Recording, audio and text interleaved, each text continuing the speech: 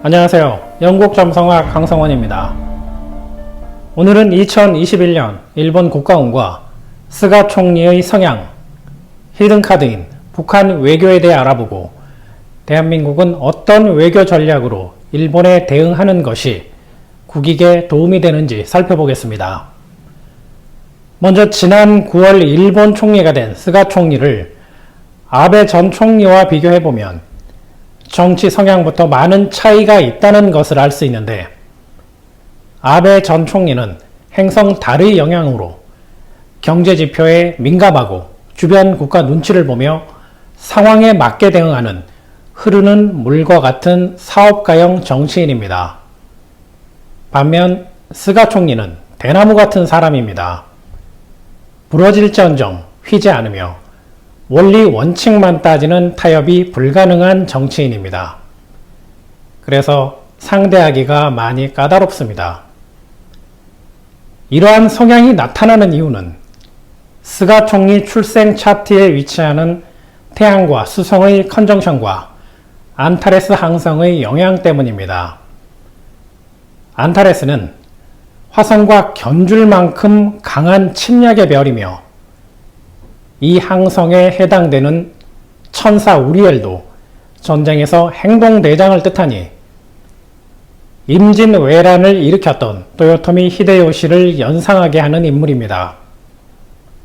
한마디로 아베 2인자가 아니라 내가 1인자여야 한다는 권력 욕구를 가지고 있습니다.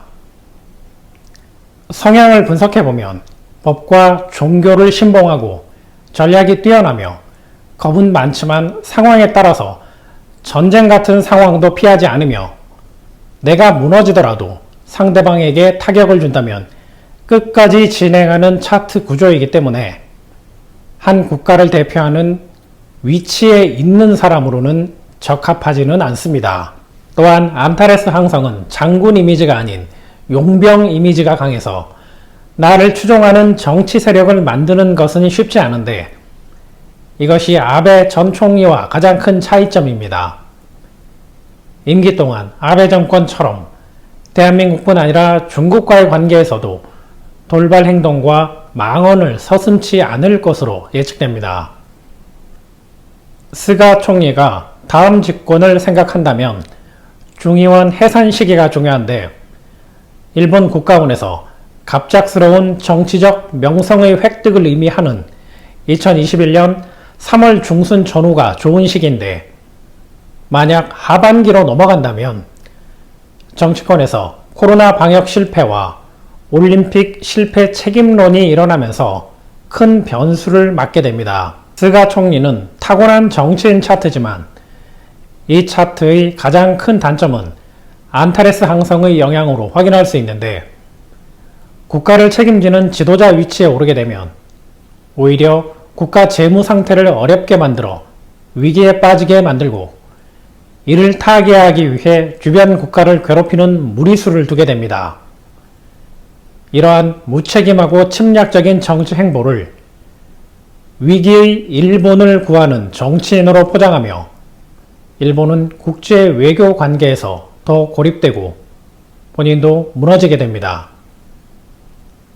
이번에는 2021년 일본 국가운 차트를 예측해 보겠습니다. 일본 국가운 중 가장 중요한 포인트는 국가 재무 상태와 외국과의 재정 관계, 국가 간 소통을 의미하는 2번과 8번, 9번 하우스와 그리고 이들과 각각 연결되는 화성과 노드, 그리고 알데바란 항성입니다.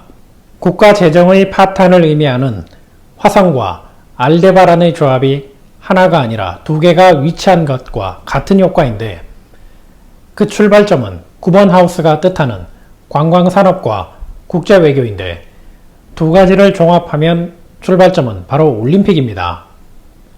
올림픽이 2021년 7월로 연기되면서 추가 예산까지 집행되어서 18조가 투입되었다고 언론에서 말하지만 일본 국가 차트를 보면 올림픽 손실과 코로나로 인한 관광사업 추락, 무리한 외교정책 실패로 2021년 일본의 경제 손실 금액은 23조까지 예상할 수 있습니다. 지금 일본은 올림픽 재연기나 포기를 스스로 선언하고 더 이상 진행하지 않는 것이 예상된 손실을 조금이나마 줄일 수 있는 방법이기도 합니다. 일본 정치권이 바라는 노림수에는 북한도 포함되어 있습니다. 스가 총리는 미국을 등에 업고 중국 경제에 타격을 줄 수 있는 좋은 기회라고 생각하고 있으며 미국과 일본의 동시 공격으로 중국이 자발적으로 대한민국을 경제적으로 고립시키는 그림을 그리고 있습니다.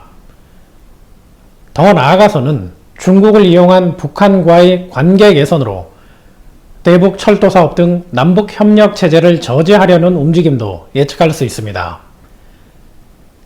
일본은 북한과 관계가 좋지 않지만 김정은 위원장 차트를 보면 금성과 아크투루스 항성이 영향을 미치고 있는데 이 두 가지는 관광 사업을 통한 이득 그리고 전쟁보다는 평화라는 의미가 있습니다.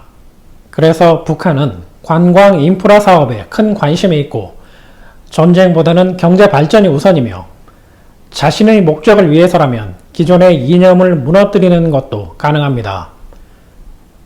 또한 코로나 이후 북한은 경제 자립의 기초를 만드는 것이 절실하기 때문에 여기에 일본의 전략과 중국의 입김이 더해진다면 대한민국의 대북 입지는 줄어들 수도 있습니다. 대한민국 국가운 차트를 보면 코로나 안정화 이후 폭발적으로 증가할 국제 관광 사업과 관련 인프라 정책이 대한민국 국가 수입과 경제 원동력의 큰 기둥이 될 것이니 우리 히든 카드가 될 수 있는 남북 관계의 굳건함을 다시 한번 다져야 합니다. 그렇다면 대한민국은 어떠한 점성학적 외교 전략으로 일본에 대응해야 할까요? 스가 총리 차트의 안타레스 항성의 힘은 강한 화성의 힘으로 방어해야 하는데 이때 화성이 뜻하는 외교 전략은 화해와 협상이 아니라 첫 번째는 맞대응이며 두 번째는 철강, 자동차, 조선 사업의 약진이며 세 번째는 화성의 원래 의미인 국방력 강화입니다.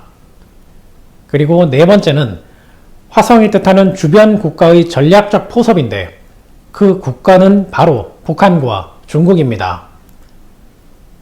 중국을 공격하는 것은 미국과 일본으로 충분하니 이 흐름에 편승하지 말고 당장은 외교적으로 부담스럽겠지만 아세안 연합을 활용해서 중국에 힘을 실어주는 친중 정책을 당분간 펼치면서 일본의 숨은 전략을 무산시키고 북한을 끌어들이는 새로운 방어책을 만들어야 합니다. 추후에 2021년 미국 국가운 차트에서 다시 설명하겠지만 다행히도 2021년 이후에 미국은 달러 하락과 부동산 사태, 경제공황으로 안정화까지는 시간이 필요하니 대한민국은 중국, 북한과의 외교 정책을 빠르게 만들어가는데 필요한 시간을 확보할 수 있습니다. 큰 기회는 항상 큰 위기와 같이 움직입니다. 타인의 위기가 나에겐 기회이듯 국가의 흐름도 다르지 않으니 2021년 일본 경제 위기를 잘 이용하면 지금까지 준비해온 아세안 연합의 리더가 되기 위한 전략을 확고히 할 수 있습니다. 그 출발점은 남북의 경제 협력이며 중국과의 전략적인 관계 구축입니다.